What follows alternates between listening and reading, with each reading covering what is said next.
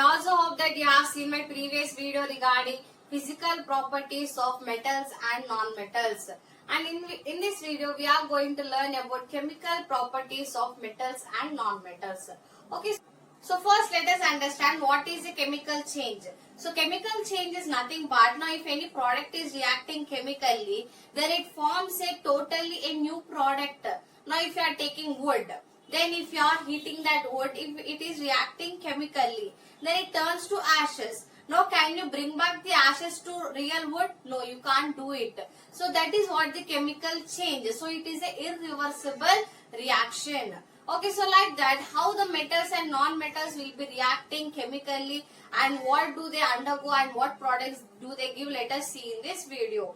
Okay, so your first, the reaction with the oxygen. So your metals will be reacting with the oxygen and they will be forming metal oxides, and non-metals will be reacting with the oxygen and they will be forming oxides, but they will be acidic oxides. Okay, so let me give the examples for this. Now for the metals, if we take, now iron will be reacting with the oxygen and forms iron oxide. And here, now if you are taking non-metal, that is, let me give you magnesium. So when you are taking magnesium and if it is reacting with oxygen, then it will be turning into magnesium oxide. So where do we see these two reactions in our daily life? So here, whenever if any iron particle is there or any metal particle, when it is being exposed to air, then it will be reacting with the atmospheric oxygen and then it will be forming the oxides. So that in turn becomes the rusting. And next is, now if any non-metals, if we are burning them, now the magnesium we have taken. So in our fireworks, we will be having that magnesium ribbon. So when you are burning that magnesium ribbon, initially it will be in black color. But after burning, what happens? It will be turning into white color powder. So why is it turning into white color? While burning, that magnesium ribbon will be reacting with the oxygen and forms the magnesium oxide, that is white color powder. Okay, so next is reaction with the water. So your non-metals will be not reacting with the water, but whereas metals do react with the water. Now here, as I have told about rusting, so it is not only reaction with the oxygen, they will be also reacting with the atmospheric moisture, that is water. So when moisture is there and water is there, then they will be getting rusted. And different reactions also we have. Now if you are taking a sodium metal, so that is an explosive reaction. So if you are taking a small amount of sodium metal and if you are putting into water, then what happens is it will be exploding. So that is what the reaction of the sodium metal with the water. But not all the metals will be such explosive reactions, but only that one metal will be like that. But whereas non-metals will be not reacting with the water. So here, why are they not reacting with the water? Because metals are very strong.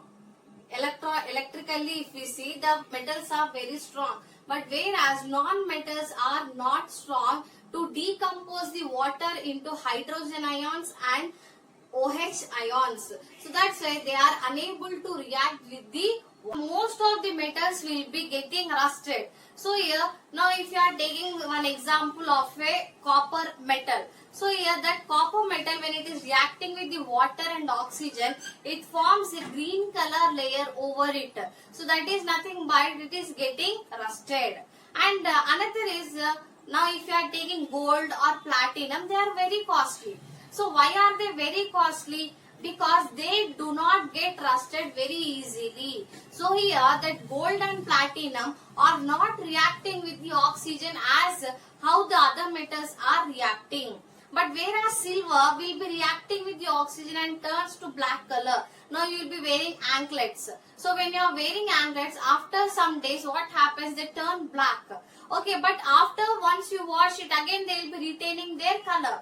And like that they will be washing the gold ornaments also. So here daily the silver ornaments and the gold ornaments daily what we wear, they will be getting in contact with the oxygen and water regularly. But they do not get rusted as how the other metals are getting rusted. The gold and platinum will be not getting rusted that easily. So because they are very pure metals. So as they are very pure metals, they won't get rust very easily. That's why they are very costly. So next, the reaction of the metals and non-metals with the acids. So yeah, acids will be reacting with the metals and gives out salt and water. Okay, so let us take one example. Now if you are taking a zinc metal and adding to the hydrochloric acid, then it gives out salt, that is zinc chloride and water. So this is one of the reaction where the metals are reacting with the acids and forming salt and water. Then what about the non-metals? Non-metals are not reacting, or they don't react with the acids. Okay. So next let us see about the reactivity of the metals. So what is reactivity of the metals? So we have many types of metals which we see in our daily life.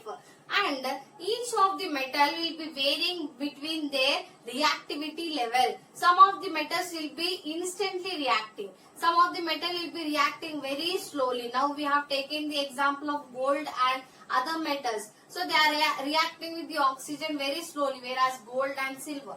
But whereas iron will be reacting very easily. So like that, some of the metals will be reacting very soon and some of the metals will be reacting very late. So to understand that, let us do one activity. So let us take 6 beakers. So when we are taking that 6 beakers, in 2 of the beakers, that is in A and B, let us take a copper sulfate solution. And C and D, let us take zinc sulfate solution.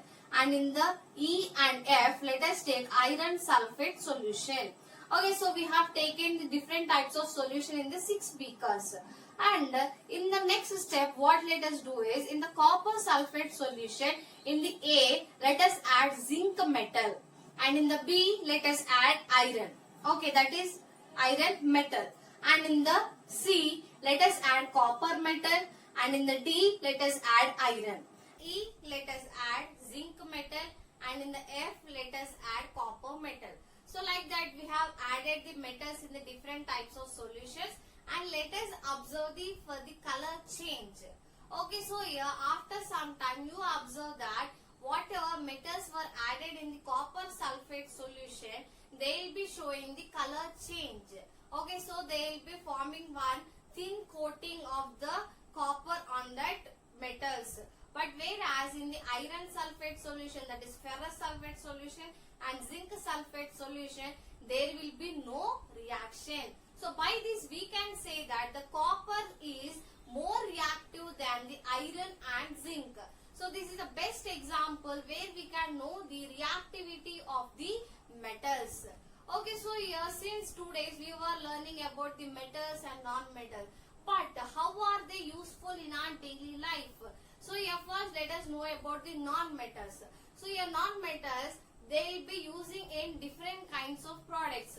Now let us take sulfur. So sulfur we are using in the fireworks and gunpowders, matchsticks and antiseptic ointments.